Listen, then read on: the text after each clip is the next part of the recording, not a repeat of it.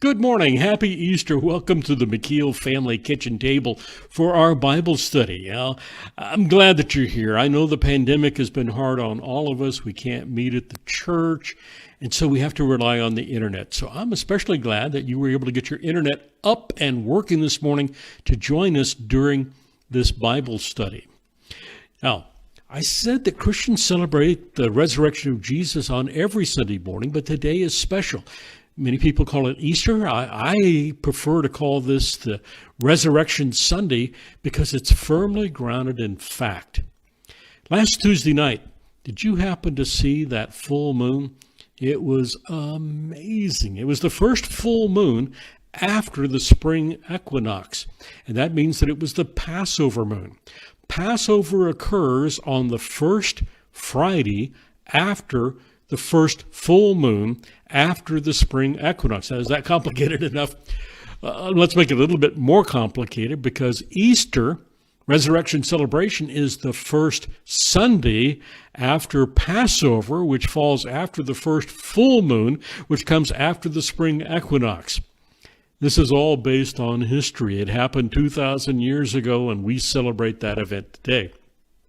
But what are the sources of history? Think about it for just a second. There are two of them. First are the Christian sources that say Jesus was, in fact, resurrected. We have the four Gospels, we have the Bible, we have a lot of other literature written by Christians expressing their belief in the resurrected Jesus. But people would say, you can't trust those sources because they're biased. So let's turn to the secular sources. We have, for example, the Roman historian Tacitus, who wrote the Annals in the first century after Christ. We have Suetonius in his book, The 12 Caesars, and his chapter on Claudius and his chapter on Nero. In both of them, he mentions Jesus crucified under Pontius Pilate. And then we have the writings of Flavius Josephus. Now, Josephus was a Jew, but he was also a turncoat. He was a traitor. He was a rebel. He revolted against Rome, but then switched sides and joined up with the Roman army and wrote about these events under the Vespasian emperors. And he was an eyewitness of most of it, and we can trust Josephus, or can we trust Josephus? You see, his book, the only copies that we have were copies that were made by Christians. And who's not to believe that the Christians didn't change things around? I believe that the Christians changed some things in the writings of Josephus to make it even more dramatic. But you can discount all of that. In 1971, an Aramaic version of Josephus was discovered that leaves those Christian interpolations out. The Arabic version of Antiquities 20 says, "At this time there was a wise man named Jesus. His conduct was good, and he was known to be virtuous. And many people from among the Jews and the other nations became his disciples. Pilate condemned him to be crucified and to die.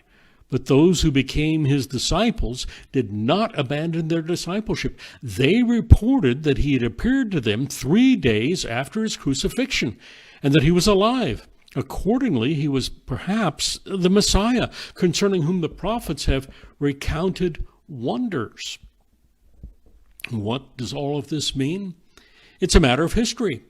Without a doubt, the historical evidence says Jesus truly lived. And without a doubt, the historical evidence, secular and Christian, says Jesus was crucified under Pontius Pilate.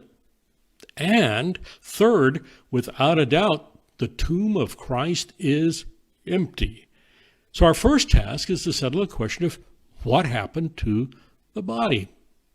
Now, there are a lot of conspiracy theories that are out there, and a lot of people have tried to explain what happened to the body of Jesus other than what I believe: Jesus was resurrected. So let's look at some of those theories.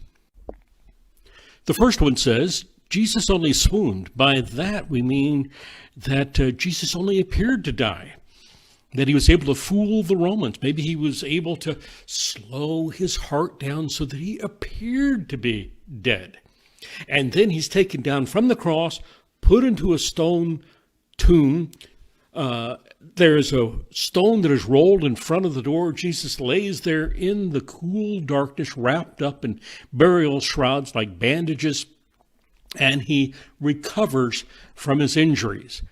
And then, this is the amazing part, then Jesus gets up, rolls the stone away. There are 4 Roman guards, but Jesus, like a bad kung fu movie, attacks the 4 Roman guards, overpowers them, and then goes and finds his disciples and says, "Look, I was dead, but I'm alive. I've been resurrected." I don't know about you, but that requires more faith to believe than the fact that Jesus was raised from the dead. So let's look at another theory. Some believe that the disciples went to the wrong tomb. All right, consider this. Jesus died on Friday. He died at 3 o'clock in the afternoon. He was buried before sunset. He was buried by 2 disciples, Joseph of Arimathea and Nicodemus. They were followed by the women, the female disciples of Jesus, who wanted to make sure that Jesus had a proper burial, and they wanted to come back on Sunday after resting according to the law on the Sabbath day, and then on Sunday to cleanse the body and to purify it and to prepare it for its final resting place. Now, how hard is it to believe that the Christians forgot from Friday to Sunday where they buried the body of Jesus? It's not like it was in a big mausoleum with hundreds of graves. It was a brand new tomb. It was Joseph of Arimathea's tomb. He knew where it was. Nicodemus put the body in there. He knew where it was. The women had followed Jesus. They knew where it was. It doesn't seem reasonable to me that the disciples would forget the location. So let's look at another theory. What about somebody stole the body? But we have to ask the question, who would do such a thing? What's their motivation? We could say that the Jewish authorities stole the body, but think about that. If the Jewish authorities stole the body and then the Christians show up at the tomb and say, "Look, the body's missing, he was resurrected," what would the Jewish authorities do?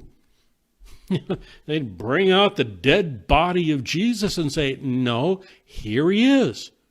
It doesn't make much sense to think about the Jews, and it makes even less sense to think about the Romans being the ones to have hidden the body. What motivation would they have for that? That leaves only the Christians.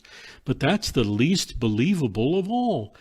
I mean, what did they have to gain? What would their motivation be?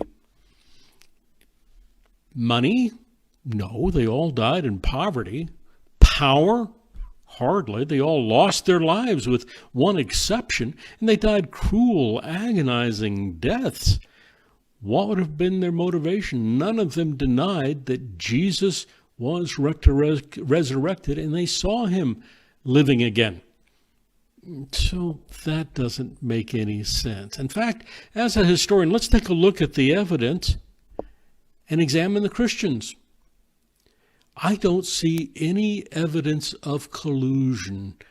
We have the story told from 4 different points of view. It wasn't like they all repeated exactly the same words and the exact same details. They focused on different things.